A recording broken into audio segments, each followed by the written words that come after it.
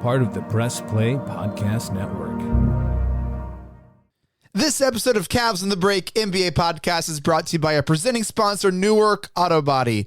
With winter weather and slick road conditions comes black ice and accidents. And if you've been in an accident and your car needs a little TLC, look no further than Newark AutoBody and Zanesville AutoBody. Safe, reliable collision repairs is their business. Newark AutoBody and Zanesville AutoBody is a local, family-run, and veteran-owned business serving Newark, Zanesville, and surrounding areas. And guess what? They work with all insurance providers to make your experience hassle-free. And if you're a U.S. military veteran, even better. Ask about their special discounts for vets at the shop, and they'll be happy to help. Look, it can be hard to find a trustworthy car mechanic, but the people over at Newark AutoBody and Zanesville AutoBody have you covered. They do. They care for you first and make sure they keep you safe and get you back on the road as quickly as possible. Visit them at autobodyofnewark.com and autobodyofzanesville.com to get your repair started today. You can find those links in our show notes. Their iCar Gold Class team of skilled collision repair technicians will make your vehicle like new again. Again, that's Newark AutoBody and Zanesville AutoBody, partnering with Press Play Podcasts. Your long wait for a new podcast is over.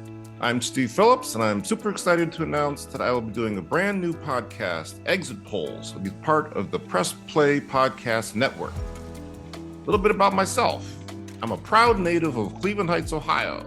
I have the same roots as Super Bowl champions Jason and Travis Kelce, although I do not know and have never met Taylor Swift. I'm an author, activist, observer of politics, and I've written 2 best-selling books, Brown is the New White and How We Win the Civil War, that help to dissect and analyze what's happening in our nation's politics. I bonded with Chase Smith of the Press Play Podcast Network over our shared outrage over the Cleveland Browns selling their soul to sign a certain quarterback. As we got to know each other the past couple years, Chase asked me to consider hosting Exit Polls. And I'm happy to do it and happy to be here. As the political season heats up, we'll be coming to you every other Friday to make sense of and perhaps make fun of what's going on in national politics. Offer some information, education, a little fun. May even throw in a few sports metaphors to grasp what's happening in national politics. We start on April 12th. You can find us wherever you get your podcasts. Tune in and join us on Exit Polls.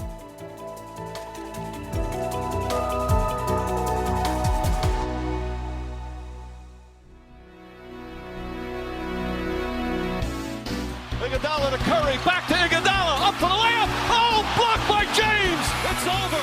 It's over. Cleveland is a city of champions once again. The Cavaliers are NBA champions. What's good, Breakers? That sound means it's time for Cavs on the Break NBA podcast from the Press Play Podcast Network, Playoff Press Edition. Here we go. I am your host, Chase Smith. With me, he's the NBA writer for HoopsWire.com. He's our Cavs insider, national NBA writer. And let me tell you, Sam has been making his rounds on the media and Cleveland press, getting all the Cavs info. Sam Amico, welcome back to your home, Cavs on the Break. This is your home pod. It feels so good to be home. It's like when you do go on a little vacation away from the family and then you recognize how much you appreciate them, because it's not just you, it's obviously our other co-host as well.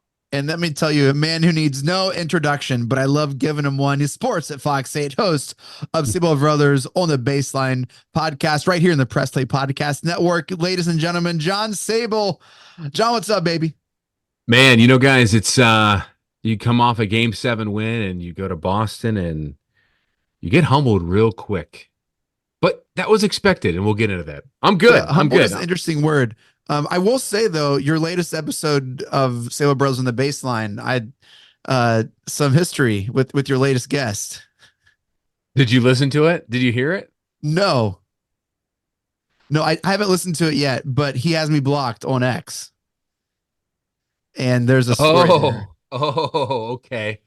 He, I think, has the belt for the most appearances on Orange is Oranger, at least as soon as a year ago. I didn't know you guys had history. That is. Well, it's on him. It's not anything that I've he's the one that's blocked me and said good riddance. So, Sam, you finding some drama here too to start this one off? This is quite tasty, huh?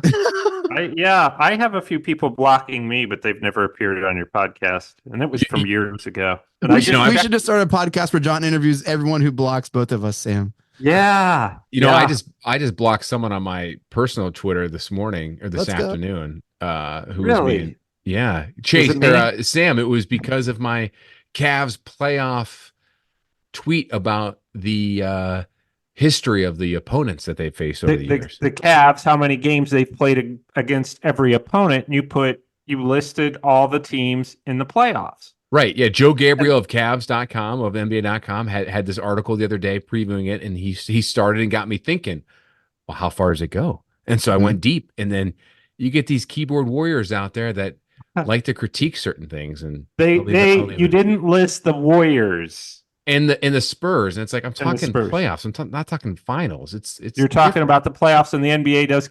So you were talking Cavs Eastern Conference playoff opponent. I saw the little drama in there, and I was going to post under there, but I thought you were already like fired up and angry. So I thought, nah, I'll just leave it alone. But I was going to post under there, delete this. You were trying to like poke the bear. Well, it didn't work because I blocked that clown anyway. So boom, roasted, whatever he's out there. Anyways, wow, I've never seen John Sabol less than thrilled. With life. When you start questioning my integrity and using bad names, and things are going to happen. So yeah, over something so silly. Look, the Cavs didn't come out with much fire and round 2 here, game 1 in Boston. So we had to start Cavs on the break with a little bit of fire, a little bit of heart here, which is what we did. More than the Cavs can say, Sam, who John mentioned as expected, wasn't really close. Game 1 here. We did make it to the second round. We are playing the number 1 seed Boston Celtics, who had the best record in the NBA, who averaged 42 threes a game, the best home record in the NBA. Sam, first game, round 2. It was hard to watch, and it's just expected.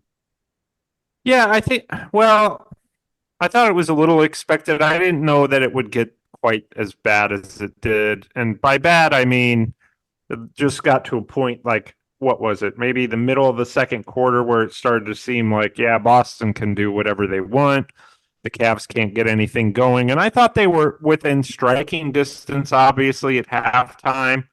But I thought this was a carryover from their series against Orlando. Now, as you mentioned, Chase, they did come down back from 18 points to beat Orlando 2 days ago in a very intense Game 7. It was, that game was intense partially because of the Cavs' own doing. So emotionally, physically, is it a tolling series? Yeah, but I thought that if you watched the Cavs against Orlando, and it was the offense was clunky. They couldn't get anything going consistently. You didn't know when Strus was going to make an outside shot. You didn't know if Mobley was going to contribute.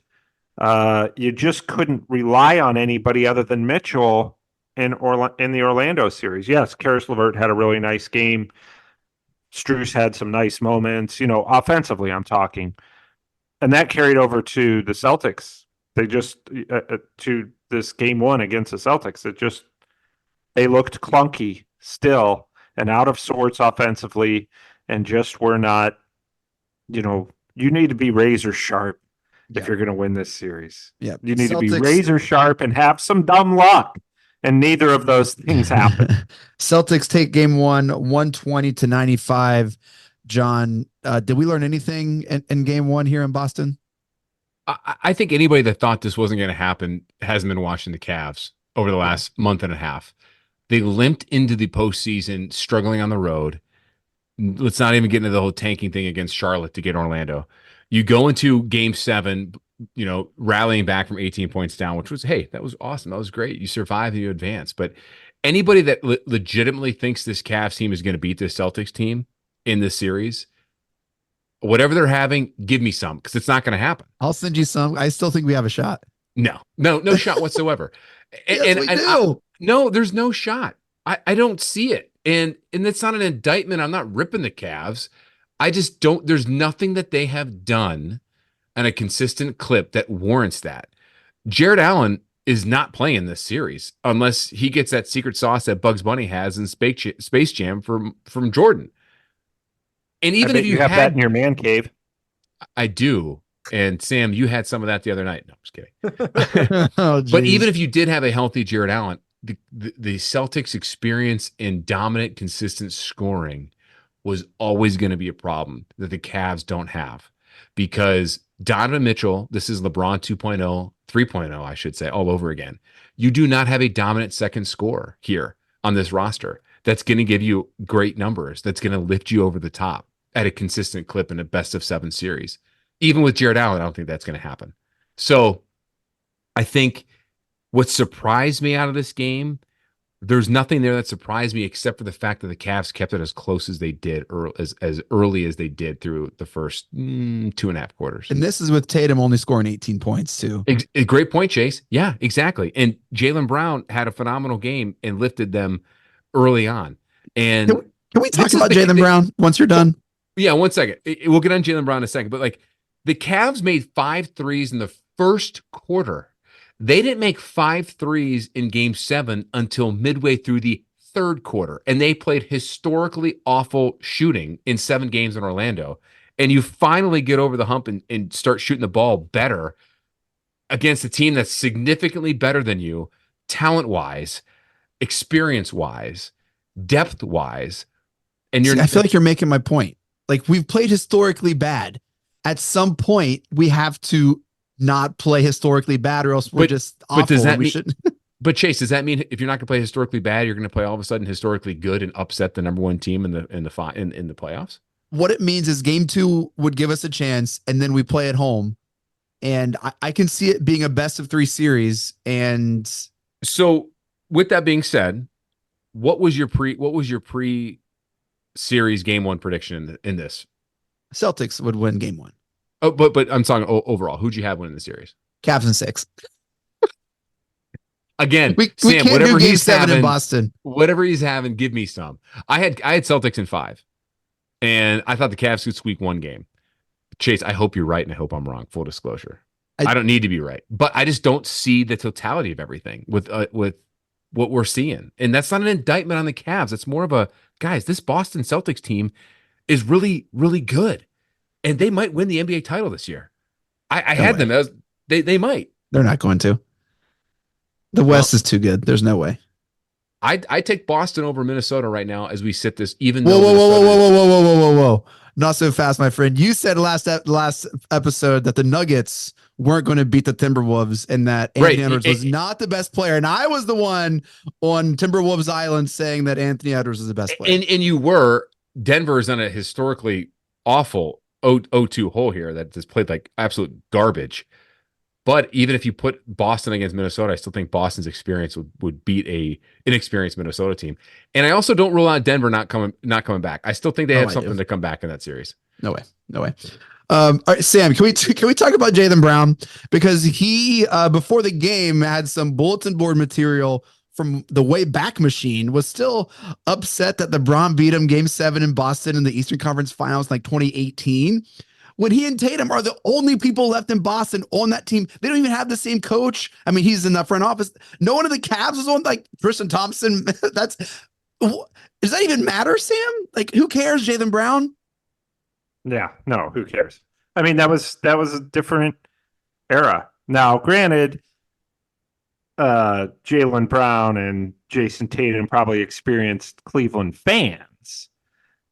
So I think that's maybe where that's coming from, as opposed to the current Cavs, because like you said, Tristan Thompson was the only guy on that team, and Tristan Thompson since that time has been teammates with Jaylen Brown and Jason Tatum before he came back to Cleveland. So I found that, that was kind of funny, but I mean, it was pathetic. It wasn't funny. It was pathetic. Like, bro, you've been holding this grudge for so long. You've been like chomping at the bit to play the Cavs in the playoffs to get him back. Chase, I said this tonight when I did my preview for Fox 8 on the series. Like, 2018 was so long ago. Like, it's Jaylen Brown and Jason Tatum were in diapers, basically. Like, if they're going to hold that grudge and they need that motivation, fine. But as crazy and as delusional and as nuts as Boston fans are, I don't think they would agree with that. I think they're smart enough to realize, like, arguably the greatest player in the world is not on this team anymore. And this is a vastly different team. And Tristan Thompson is the one holdover who had been on 5 different teams since coming back to Cleveland, who is a shell of himself. So this is not mutually exclusive. But if he needs that extra motivation to do it, by all means, I'm not hating on the guy. Sometimes I think guys just are looking for something to say and say, we didn't forget losing to Cleveland. These guys are wearing the same uniforms. No, it didn't seem like he was looking. It seemed like that was like he was waiting. That was just like in the bank. Well, he balled out game 1. So he was fantastic. Whatever worked for him, I guess. Cavs. It was like 10 at halftime or something. And then there was a sequence, I think, going into the half that like made it 12, or Pritchard had like a, 30-footer. And it was like after, anyway, that was pretty much, was that the end of the third or halftime? It might have been the end of the third, right? When it wasn't quite 25 yet. It was like the Cavs were hovering around almost, and then there was a couple sequence there. Anyway, is this game, Sam, you mentioned this in the dribble, is this game 1 jitters, or is this game 1 recovery from the round 1 series? I think, unfortunately, it's just a carryover of the previous series, which everybody figured they would sweep or win in 5 games or something. And then, the Cavs were dominant in those first 2 games against the Magic. And then after that, the wheels came off in 3 and 4. They scraped by in game 5. They blew it down in Orlando in game 6. And then they had to overcome an 18-point deficit at home in game 7 against a team that, frankly, is a lot less experienced, a team that they wanted to play, a team that most people would have told you, other than the Zion Williamson-less Pelicans, was probably the team least prepared for the playoffs. And the Cavs had to scratch and claw and to get by them, and got blown out twice in Orlando. So there are reasons for that. And it reared its ugly head again to me. Now, Chase, I do think, in fairness, that series drained them, and you're going in and playing against the number 1 team on their floor. It's going to be a long night. But I just don't like what I've seen in terms of, and I'm not questioning anybody's effort, because I think the effort's been great in many ways. The production has not been great. The confidence level has not been great. I don't like what I see when it comes to Max Strus's outside shooting. That's not number 1 on the list. These are just things I don't like. But what is one on your list? Why you went out? By the way, Max Strus. One on my list. By the way, Max Strus did not like my question when I asked him about his shooting after game 7. No? What was the question? Well, I not to interrupt you, Sam, but he said, when I was asking about shooting, and like when you're a shooter, is it just you're just ingrained just to shoot to kind of get out of your slump? They say when you have a slump, you shoot, right? Right. He took my question and directed it at himself, and I was talking about it as a team. And he's like, well, the narrative of me not shooting well, I don't know where that's coming from. That's not good. And I'm like, I'm not going to go back at it. I'm like, whatever, I'll let you go. But it's like, dude, have you seen your numbers? He doesn't know where it's coming from. The narrative that he had. Game film. Yeah. But not to pick on him, but we heard, this is what the Cavs addressed their outside shooting needs this offseason. That's what we heard. That's what I wrote, because that's what they said. Max Strus, George Niang. George Niang's not even playing. You're talking about a guy who played all 82 regular season games, cannot stay in the playoff rotation. Now it's justified. He hasn't shot the ball well. He hasn't done much. But now you got to play Marcus Morris, who was, unemployed 6 weeks ago. So to me, guys, it's just, they look to me, and I know, Chase, you said you already read Dribble, so I'm going to steal a line from that. Go for it. But the Cavs look to me like a team that was just put together last week or 2 weeks ago for a game of shirts and skins. Why are they so lost and confused And I just don't understand. I don't understand. Why are they so out of sorts? I don't get it. It makes zero sense. They were really inconsistent, like in round one. Like they lost their identity. They've lost their confidence, their mojo, something. And I think a big part, one thing we haven't talked about yet are the injuries. We're missing Allen and Dean Wade. I saw I don't know if one of you posted it.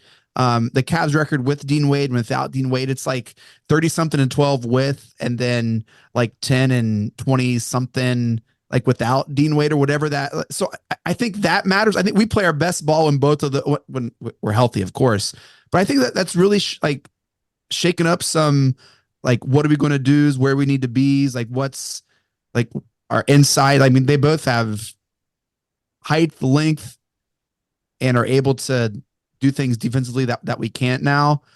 And so I think that matters. But Sam, is number one on your list Garland or Mobley? What's number one? I don't know. That's a tough call. I think it's, Mobley to me has been fantastic defensively. I don't think there's any doubt about that. He's been good on the boards. He's been kind of a lone man out there, lone ranger under the basket, as you just said, Chase, without Jared Allen. And he's done a great job at that end. Offensively, I thought he would be better at this stage of his career when it meant the most. Now, granted, he's still very young, but I just thought I'm not seeing growth on the offensive side of the basketball from him. John, who's had a worse playoffs, Darius Garland or Evan Mobley? I would say the easy answer is both. You got to pick one. But I would say Garland, only because he's not giving it on the defensive side that Mobley is. Yeah. Sam just brought up Mobley's defensive side of his game has still been there. It's been great in the paint. Lacks that sometimes, but I think it's more of an outmatch physicality thing. But Darius has just not been consistent all around. Yeah. The turnovers are still a problem. We've talked about John, that. you said they needed a second guy, consistent second guy. That's who we all thought Darius Garland was supposed to be. Yeah. And exactly right. And guys, if we go back to our podcast from 2 years ago, Chase brought up this question. Mm-hmm. Do you know where I'm going with this? I know exactly what you're going to say. If it came down to the moment, last second shot, who's going to take it? Is it Darius Garland or is it Donovan Mitchell? And I think all three of us said Donovan, but I also think we said Darius could maybe get a shot here or there. But still, that means Darius Garland would have been that second option. Let's fast forward 2 years later. Darius Garland is not the same guy he was then. And there's a lot of reasons for that. It's injuries. It's confidence. Sam, I told you this. I said this to you after or before Game 7 at Rocket Mortgage Fieldhouse. I think the biggest regression that Darius Garland has, injuries aside, is that he does not have a veteran point guard on this roster that's driving him. Because if you look at his best season as a pro, granted there were no injuries, he had Ricky Rubio there to guide him. He doesn't have a Ricky Rubio there with him on this roster to help him along the way. Donovan Mitchell can't do it because technically, I know they play the same position, but they're not the same in a way. Does that make sense? Yeah. And I think that's directly impacted his development. The Evan Mobley development question is I think a bigger, probably more glaring problem because we have not seen the offensive explosion that we have seen with Darius Garland. And with that being said, yes, he's still young. And when I pressed Campy Russell about this on my podcast with my brother earlier this year, he basically kept saying the same thing. Guys, he's still young. There's a lot of pressure from media. It's us and you guys talking about this and that. That's all fair.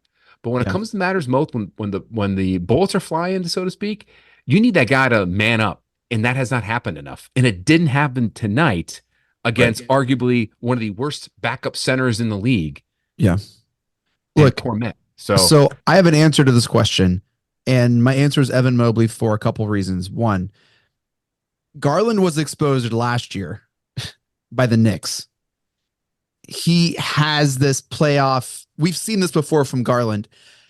Mobley is exposed right now. If there's ever a time to put the legal notice that, hey, like I'm here and this is my coming out party and I'm going to play and I'm going to ball and this is why they draft me. This is why I have all this expectations. It's right now with Zinger being out Boston game 1 and he got worked, right? Like he didn't really, I mean, defensively, yes, but we need a presence underneath. We need another threat. We need a threat, and we didn't have that against Orlando, and he's exposed right now and on the verge of getting the very same reputation that Garland got last year of, oh man, they're not ready for prime time. They're soft. They can't, the stage is too big for everyone except for Donovan Mitchell. And it's really unfortunate when they're with some of your highest played players on the team.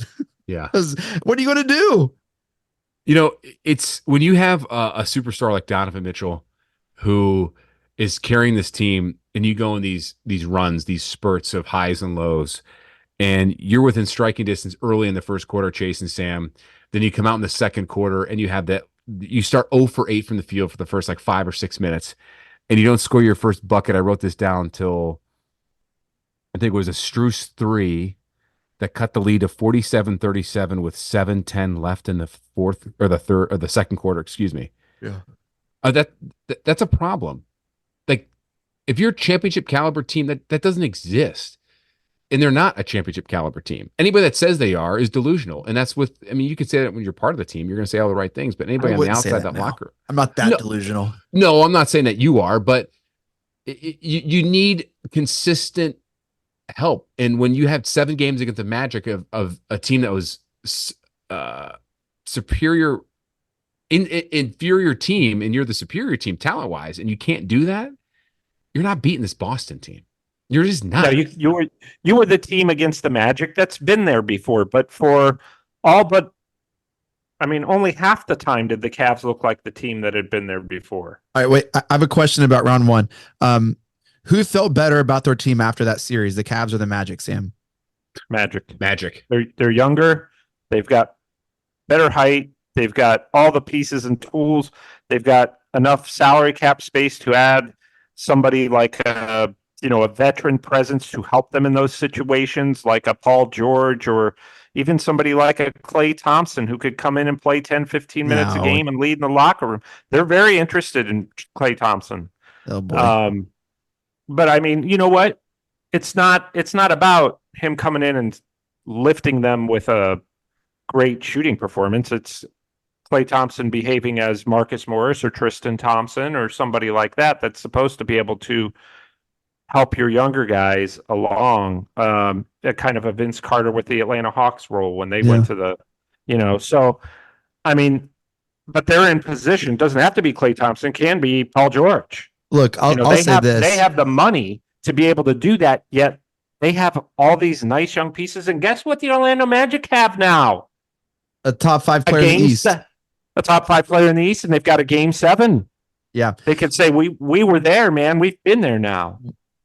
If we don't see growth and development and a jump from Mobley or Garland, the Cavs will be a play-in team next year if they're lucky. Because there's no way. There are 6 teams better than them right now.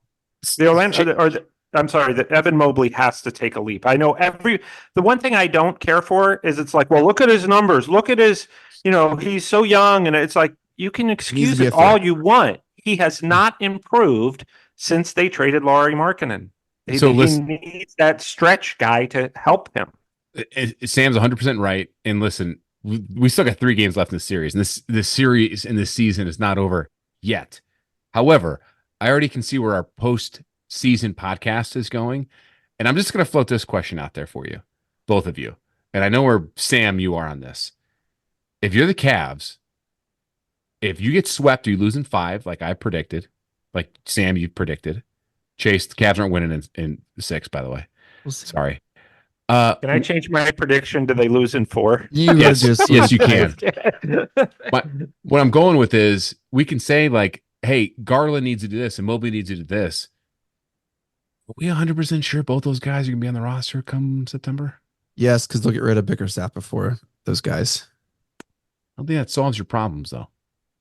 I think it's I mean, this is for the next podcast, but I think it is enough change of a catalyst to at least, they're young.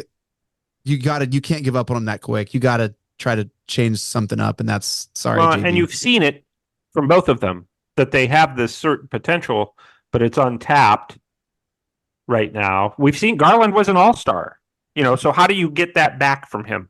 Mobley was probably better as rookie year than he is now offensively. How do you find that? How do you get that back?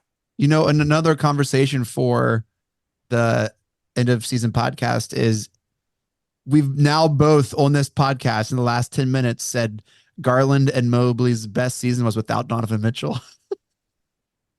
Well, for sure. It was. I mean, that's just the way it went. I don't know. I don't know if those that's a whole other can of worms. A whole other can of worms. It is. But I'll say this too. That's not an indictment on Donovan. I think that's right.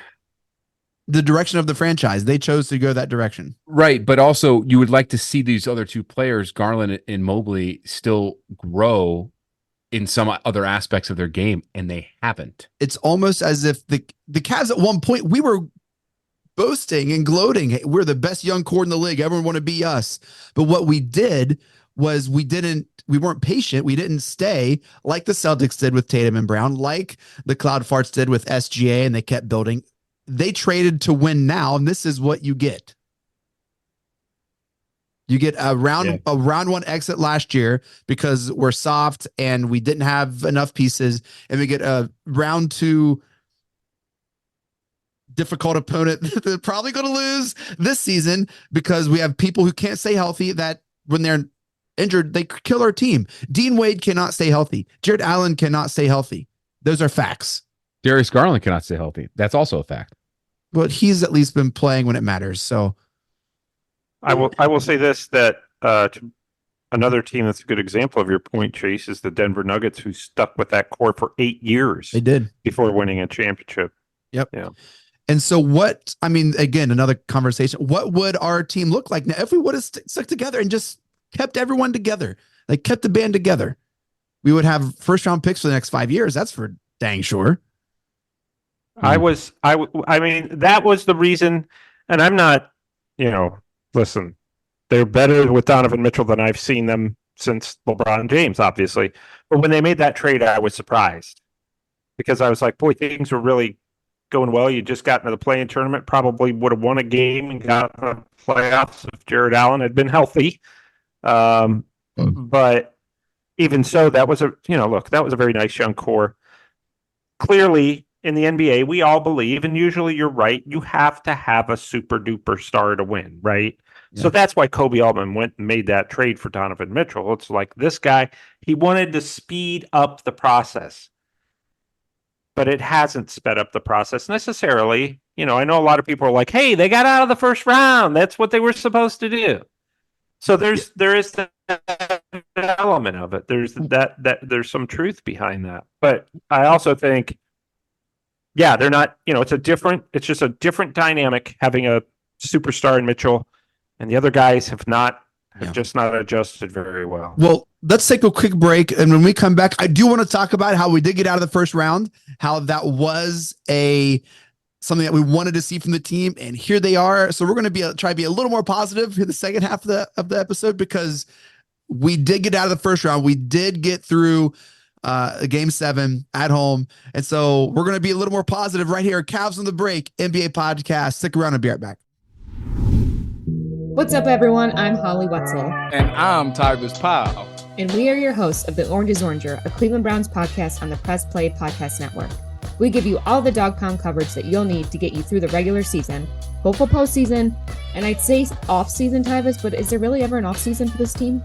Thankfully for our podcast, Holly, there really never is when it comes to the Cleveland Browns. Don't miss our breakdown of each week's matchup, game recaps, and any and all news out of Berea to feed your Browns appetite. As we know, Holly, dogs gotta eat. Yes, they do. So hit that subscribe button and never miss an episode of the Orange is Oranger, Cleveland Browns podcast on the Press Play Podcast Network. Looking for new insights on the Cleveland sports scene with a unique side of Cleveland sports history? Then you found the perfect podcast. I'm John Sabol. And I'm Scott Sabol, and we're hosts of the Sabol Brothers on the Baseline podcast, a podcast about Cleveland sports, but not your typical podcast about the land's sports teams. Join us as we embark on a journey of sharing a unique and historical side of Cleveland sports history with the help of some former Cleveland sports stars and other historical figures. All right here on the Sabol Brothers on the Baseline podcast, part of the Press Play Podcast Network. The R&R podcast going to be rocking and rolling with you because football season is underway. College, Ohio State, the Power Fives, the MAC, the Browns. Michael Regai, are you ready to rock and roll with some football? Kenny, I've been ready. This is our time of year. This is what R&R is all about. We're going to be with you every week. Kenny just said it. Browns, NFL, Ohio State centric. So you got to stay with us all fall and winter long here on R&R. That's right. The Regai and Rhoda podcast coming to you here on the Press Play Podcast Network. Subscribe now and don't miss a show.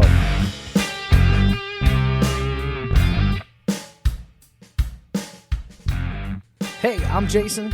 And I'm Gary, and we love ball cards. And if you love ball cards too, good news. You just found your new favorite podcast. From breaks to grading. And from collecting to flipping, join us on the Ball Card Show. The sports podcast for the sports collector. All right, we are back. Cavs on the Break, NBA podcast, and we're going to try to be a little more positive here in the second half of the episode because we did get to the second round, and if we're looking at season goals, we technically have improved from last year, guys. Like it happened. We are the top 8 teams in the league. There are only 8 teams remaining, and we are one of the 8 teams. We're in the second round for the first time since when, Sam? 1993. That's probably a better question for, sorry. Without LeBron. Since 2018, but 1993 without LeBron. Yeah. So I mean, that's I'm good. shrugging here like that's cool. And I think that we expected the Cavs to be better. We expected them to have an easier time with Orlando. But here's the bottom line. You got out of the first round. You took a step further than you did last season. Yep. You're playing a team in the Celtics that nobody's given you a chance against. Nobody's given many people a chance against the Celtics, although, like you said, at least in the Eastern Conference. I mean, there's obviously work to be done, but they did accomplish what they had set out to accomplish. Like, basically, let's at least get a step further than last season and get out of the first round. And they did it without Allen and without Wade. John, are they playing with house money right now? Like, is everything going to just be chalk going into the year? I know that we just asked that question, but it's house money now. We got to the second round. I don't think people are really expecting the Cavs to get out of the second round, even going into the year. There's there's no way that they're going to be better than the Celtics or the Bucks or the Sixers. I think maybe not necessarily those teams, but I think the goal was always to get to the second round after that disappointment in mission New York accomplished. Yeah. However, I think it's also you wanted to take certain steps to improve and to build on. They kind of slipped their way in the second round. I mean, you beat a Magic team that you shouldn't have beaten 7 games.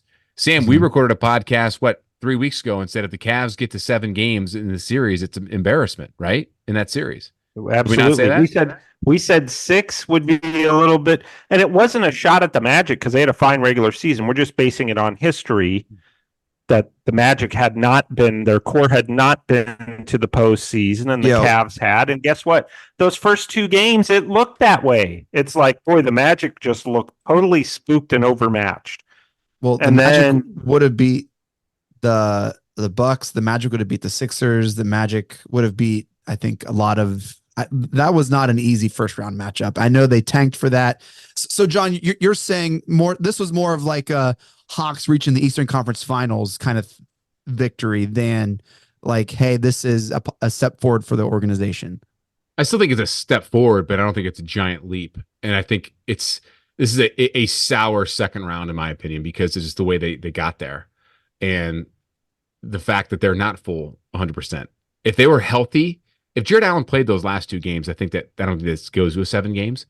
But I also think you want to be at your best into the playoffs, and they weren't playing their best. They didn't improve anywhere except in the second half of Game 7 where they rallied an 18-point down. I am still so bullish on the. Well, it matters that they advanced and played like crap. Last year they were so bad. You forget like how awful. But Chase, it doesn't matter if they had just advanced if you're still not building and developing. I mean, you put lipstick on a pig, it's still a pig. Yeah, but a win is a win is a win is a win. Not Tom necessarily. Brady threw like 113 yards. They beat the Rams in the Super Bowl. No one cares about that. He got a freaking ring. He won. They advanced, Right. and But they Tom played Brady like crap. had proved a lot by that point. True. These They guys won and have they not played like proved crap, anything. and they advanced. That's experience for Darius Garland. That's experience for Evan Mobley. That's experience. All right. So let me ask you this I question. agree with you, Chase. There, yeah, for sure. The experience is huge. It's huge for these young guys. It is, and it's huge for Orlando. But let me ask you this: if the Cavs get swept by the Celtics, or if they lose in 5, is JB Bickerstaff the head coach? Yes. He's still the head coach. Okay. Yes. If he's not the head coach, is that second round still a success?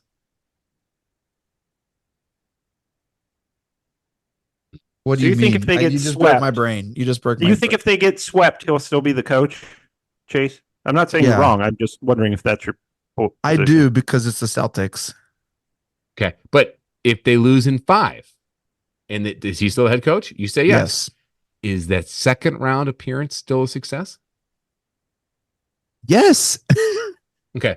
So you're saying it's still a success. If he does get fired and you change your coaches and you get a new staff, you get a new head coach. I'm playing the hypothetical game here because this is a very real possibility. Yeah. And you, let's say the same core is back, which under currently constructed would be a failure. It would be a flat out failure. I disagree. Last year they got worked by the Knicks. They brought in players like Strus, like Niang. They've found a Sam Merrill can shoot the ball or whatever. Tristan Thompson. But the whatever. Strus Merrill Niang argument is flawed because Sam Merrill cannot get a shot off without them creating a shot for him. Sure. Niang and Strus have built so many houses that all 3 of us can have 5 different houses to live in. You're not wrong. Okay, You're not that wrong. That is money absolutely wasted when it matters the most, and that falls on Kobe Altman, and it falls on the front office, and that's a failure. If you We won. It all worked, and we got past round 1. And like Mitchell said in the locker room, they want more than that. So, Chase, you'll be satisfied if this is the team that comes back next year. Every starting 5, your bench. That's my point, Granted, exactly. I think Chase is saying that, you're probably going to have to make some changes around the edges. Sure. I'm just saying, Right. get rid of Dean Sure. Wade. You cannot have like a player who you are that reliable on be injured so often. Allen, sorry. I'm back on the But under that argument, I'm but back Chase, on the Allen's got to go. But Chase, under that argument, then you got to get Darius Garland out of there because he's just as injury prone. The Cavs have made their bed with him. There's no way they're going to get rid of him or Mobley. Well, you know what? Let's do this. If the Cavs want to take this next step, they got to do one of 3 things. This is the appropriate conversation. Okay. If you want to take that next step, let's take the BS to the side. You're doing one of 3 things. 1, you're changing your head coach. 2, if you can't get Donovan Mitchell to re-sign, you're getting rid of Darius Garland, or you're getting rid of Evan Mobley. Or you stay because they're so young and they got to the second round. They're not younger than Orlando. No, they're not. They're and not. You think Dan Gilbert, Mr. Orlando, Patient, like you said, it's going to be better next year. do you think Dan Gilbert, Go Mr. ahead, Chase. Patient, is going to be willing to be patient and wait and wait and wait? I don't know how much he's involved with the daily operations. And that's fair too. But I'm just saying, old Dan wouldn't be patient. Sure. It's hard for me to sit here and be so, oh, this team's awful. This team sucks. Like, we have no future. We don't know what are we going to do when they technically improved from last year. If you're just looking at like the bottom line, they made it through round 1. They did not play well, and they're still super young. Like, we don't like what we see from Garland. Yes, Mobley is getting outplayed by the Boston's backup Luke center Cornett. Okay. Chase, your points are all valid. Right. And I'm not disagreeing, except that I don't think staying pat and wishing for health in an next year of growth is probably the best thing for this team. You know what I think staying pat is? I think you're the Atlanta Hawks who made it to the Eastern Conference Finals, and look where they are today. That's what I think staying pat is with this team. That's what that team looks like. They brought in Murray and traded. Right. They brought in Murray, traded John Collins, which I thought was a good move. Herter. They traded Herter too. Herter to the Kings. Yeah, right. And I thought that was. And that was after they made the conference finals. Right. They changed coaches. They got rid of Nate McMillan. So I mean, they did do a lot of things, but I'm just afraid for the Cavs' sake that that's what you're going to end up as if you don't make some kind of adjustments here during the offseason. And I'm kind of with Chase in that you don't have to gut the roster. I do think that it's all going to be contingent on if you feel. I think JB Bickerstaff's job status is going to be determined by this series because it was determined by last series. He's a goner. If it's determined by this series, he might have a shot if they play better and play well. If they get swept and look bad, look like they did tonight, then he's probably a goner. But Sam, to that point, though, I'm not saying gut the roster, but I said one of 3 things has to happen. It's the coach, it's Garland, or it's Mobley. I don't think this year if Mitchell signs the extension. Correct. That's what I said. Yeah. Okay. Yeah. No, I wanted to make sure I was clear there. Mm-hmm. Yeah. No, I agree. You have to. Perhaps. I don't know. I don't know about the players. I think the coach would be the number one thing. Mm-hmm. And then because he always is. Yeah. The coach in the NBA is always the thing. So you guys are pretty like dead set that the Cavs have no shot in making this a competitive series. John's putting up 0% chance to make this a competitive series. Competitive. They were competitive for 2 quarters tonight. Yeah, again, I thought they looked good in first, second quarter. They came out strong. They came out. They asserted themselves. They were aggressive. They hit threes. They were, aggressive in the paint. They had great ball movement. They had that pace, that urgency that JB has been talking about. That was the biggest surprise to me, and that was great to see. But then they're going to get these lulls. They're going to get these lulls and these streaks of just no scoring, and then Boston had the same streak of not shooting the ball well, and they couldn't capitalize. If you had a second score, like LeBron's last year in 2018, I know it's a hard comparison, but when Boston did that then, if you compare it, or even any other series, like they at least had, they took advantage of that. They had experience to do that, have a guy come in and do that. They didn't have that tonight. And I think that shows the inexperience, but also shows the roster talent flaw that this team is currently constructed as. Yep.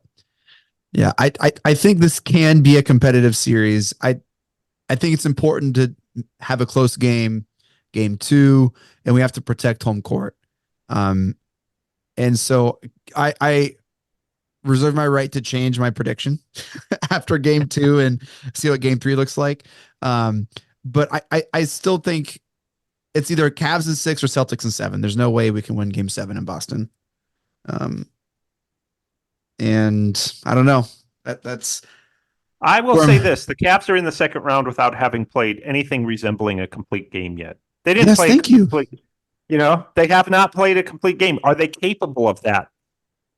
I'm starting to have my doubts. I don't think they are. They're not capable of it because you want to know why? I'm having my doubts. Sam, the most consistent player in the playoffs up until game 6, Jared Allen has been out. Yeah. And if he stays out, that's the case. And you're right, Chase. Dean, we tend to make excuses a lot, but Dean Wade has been very good against Boston. He was very good against Jaylen Brown, defending him. And of course, he does all of those little X factor underrated things. He could play, John. Did I see that today? Is that something he could play in game 2? Who's that? Dean Wade. Thought there was an injury update where he's close to returning. He had started doing some workouts. I think he did a shoot around pregame, or the morning workout. He had been doing some workouts, from what I understand, with the team before. And Sam, we see him in there. He's not walking without a limp for his knee. So, I mean, that's there's a lot of reasons. How a guy goes on maternity, he goes, has a baby, leaves for a couple personal days, and then never comes back. Somehow injures his knee in there. We don't know where or when sports great mysteries. Yeah, when and where the injury happened. The what was it? Knee sprain, whatever. Yeah, then like Ty Jerome, Craig Porter Jr. Well, Ty Jerome, we found out, had ankle surgery, right? I guess so. Yeah, he did. That's what they said. Ankle surgery. And Craig Porter Jr. sprained his ankle on the and then Craig Porter Jr. had the ankle sprain in the last game where they tanked against Charlotte. That hurts your depth a little bit. Yep. Well, I don't think he would get playoff minutes anyway, but it still hurts. Wait, so Allen's ribs are destroyed? Like, what happened to his ribs? It sounds like, I've heard some people, they're saying bruised, but I've heard some people say it could be a fracture. Mm-hmm. Now, this is just, speculation around the team, but bruised is bad enough. But at least with bruised, you could put a protective padding on, go out there. Maybe Jamal Murray can throw us a heat pad or something. But it's a problem when you're not sleeping right and you can't lift your arm above your shoulders. That's more than a bruise. Yeah. Yeah, you can't see this, but every time John talks with his hands, it creates an animation on Zoom. And so we've had balloons, we've had thumbs up, all sorts of stuff. Wait, speaking of Jamal Murray, can we talk about around the league and the rest of the playoffs right now? And then we'll call it a night. Chase normally doesn't add this segment, but he was right about something last time, so he really wants to use this to and I encourage it. Toot your horn here about around the league.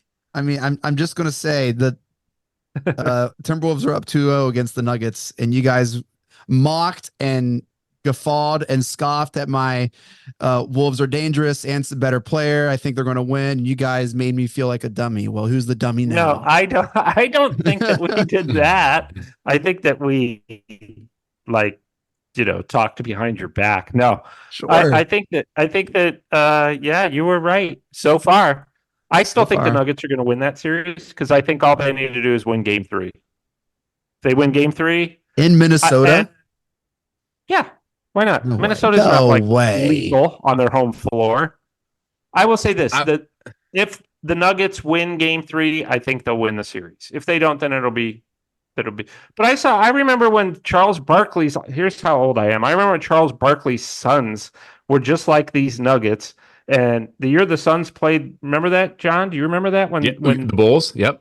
When the Suns played the Bulls, Michael Jordan's Bulls in the NBA Finals, the Suns were finished with the best record in the league, and then they played the Lakers. Struggled. And they went down 2-0 at home. Yep. And they were down then they had to go LA and were down by 5 points with a minute left in game 3. And they ended up winning. Was that when it was best of 5? No, that was best of 7 because it was second round. I'm sorry. Okay. Yeah, because best of 5 was straight. Best of 5 was only the first round. First round. Okay. Yeah, they won. Yeah. They won 4 straight. And you know what's funny about this? It's another topic for a different discussion. But you know who bailed Jordan out in that series? Steve Kerr. Steve Kerr against the Suns. Yeah. No, wasn't Steve Kerr. Was Before it Steve Kerr? Oh, Paxton. Yep. John Paxson? Yep. Oh, yeah. Yep. Steve Kerr was against Seattle and them, right? In Utah, yeah. In Utah. Yeah. Yeah, it was John Paxson who later became their GM. And when you become a GM, you're hired to be fired. But I think, Chase, so far, you can hear me rambling on about old time series, trying to change subject. Chase, you're dead on. You are dead on with Anthony Edwards, and you deserve applause. No one can control a game better than a shooting guard. I know big man can play a game great, and when they do, it looks like a YMCA league, but it is so fun to watch a shooting guard dominate, get to his spots, elevate, and get buckets. And to your point, Chase, Anthony Edwards right now could be that next guy. He already thinks he's the best player in the league. He does. And you know He what? does. If he knocks out Denver, Sam, he might be, when LeBron and Steph are out, he might be number one. Look, he's starting on Team USA. I mean, I know that you might not mean something to you guys, but I think that means something around the league. It does. It does. I Well, would he was upset that he wasn't starting, that he doesn't think like his reason for not starting was because the other guys all paid their dues or something. But he's better than a lot of players on that roster now. Sam, you still think the Nuggets are going to take the series, or are you changing? No, I still think Denver will win. I will say this. Here's the thing about the Nuggets, though, that I didn't really take into. Wait, time out. Are you holding an apple? What? I always eat my apple. I was going to do it, but I have my mic on. Unless you cut me off. But I was going to say. How long have you been holding that apple? I just the whole time we've been grabbed recording it out of the fruit basket in front of me. It's all mushy and soft now because your hands, you just get more and more angry the more I talk. Best. That's when it tastes best.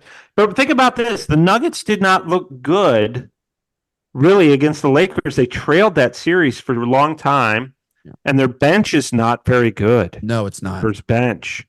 Wolves so I think, and Murray, I remember him against the Lakers. He was terrible some games, but he just happened to hit the game-winning shot. And then he was terrible in game 2 against Minnesota. So I think the Nuggets can come back and win the series because they'll have the heart of a champion, but it's not looking real good. No. Yeah, I like Jamal Murray. I don't think he's been the same player since that injury, but I think he's shown spurts of it. And I think when he's clicking, he's one of the most underrated, I think, guards in the league. But it's when he's clicking. How often can that happen? It's that consistency thing for me. I still am with Sam. I still think the Nuggets can somehow take this series back.